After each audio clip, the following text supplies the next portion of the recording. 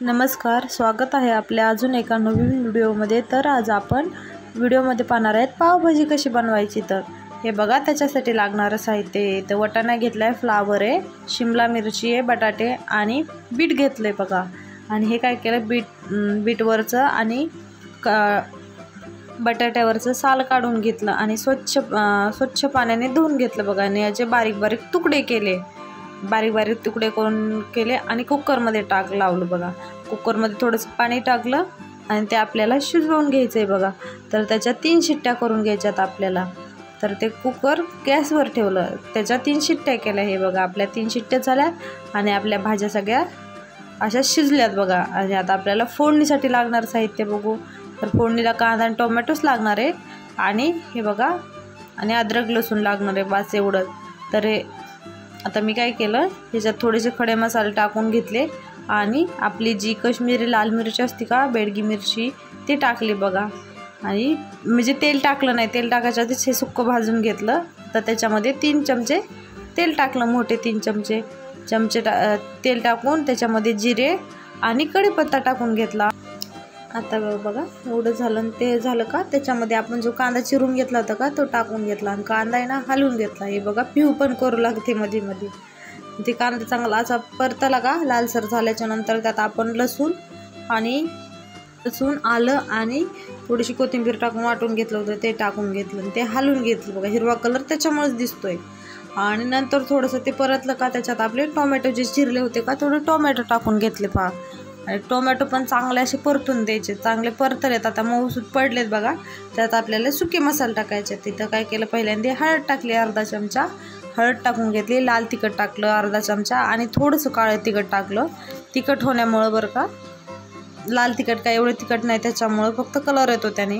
आणि आपल्याला गरम मसाला एक टाकून घेतला वरून, बस एवढेच मसाले टाकले। तर आणि ते टाकून घेतले, आता त्याला हलवून घ्यायचं बघा। मसाले टाकले की अजून पण तेल सुटतं मसाल्यांना, एकदमच भारी वासच भारी येतोय का।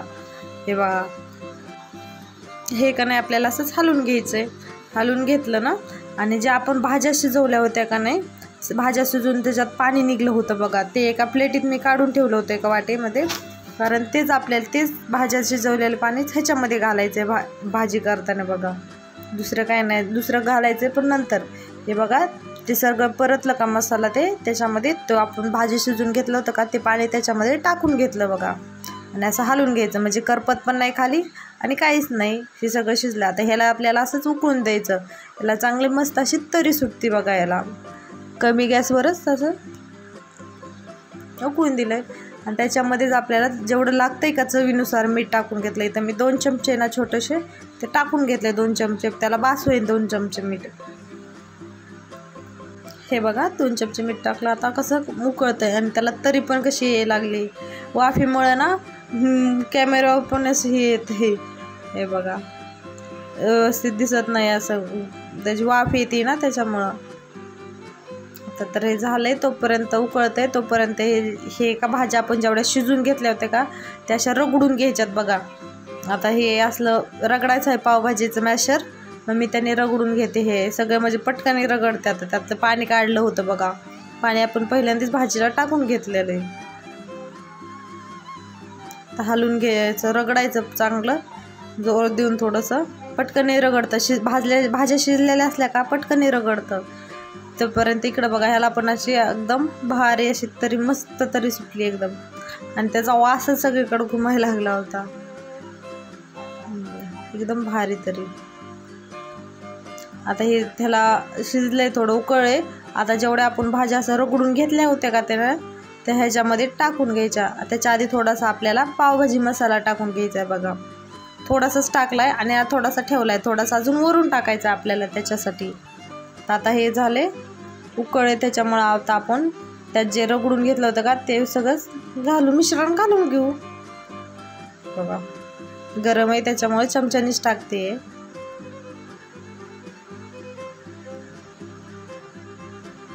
असं टाकून घ्यायचं आणि ते टाकून सगळीकडून हलवून घ्यायचं हे सगळं।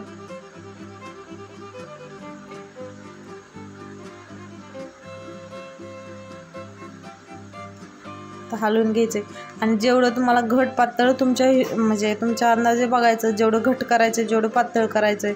शक्यतो पावभाजी लई पातळ नसते लई घट्ट पण नसते, थोडी मिडियमच असते बघा। तर ह्याच्यामध्ये ना थंड पाणी कधीच टाकायचं नाही बघा, कोणतीच भाजी आहे ना त्याच्यात असं गार पाणी टाकून द्यायचं नाही लगेच लगेच, त्यात थोडंसं कोमट पाणी करून टाकायचं आहे। तर मी गरम करायला पाणी ठेवलं होतं बाजूला आणि तेच थोडंसं पाणी टाकलं आहे, आम्हाला लई काही पातळ पण नाही करायची। हे बघा जेवढं लागतं आहे का तेवढं पाणी टाकून घेतलं, हे एकदा हलवून घ्यायचं आहे। आता पाणी टाकलं नुसतं पाणी पाणी वर दिसतंय सध्या।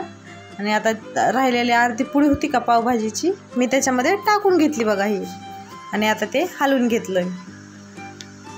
आता सगळं हलवून घ्यायचं बघा आणि ह्याला असंच ठेवायचं। आता कमीच गॅसवर उकळून द्यायचं आणि थोडंसं उकळी फुटायला लागली का त्याच्यात आपल्याला वरून कोथिंबीर टाकून घ्यायची।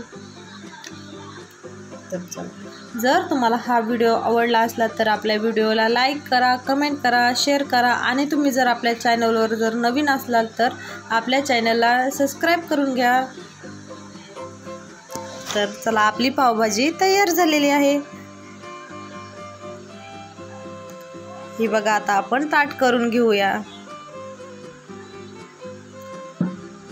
त्याला 5 मिनिटं उकळून दिलं आणि आपलं ताट करायला घेतलं। तुम्ही पण अशी पावभाजी घरी नक्की एकदा करून पहा, एकदम भारी होती, विकतच्या पेक्षा भारी। तोपर्यंत बाय।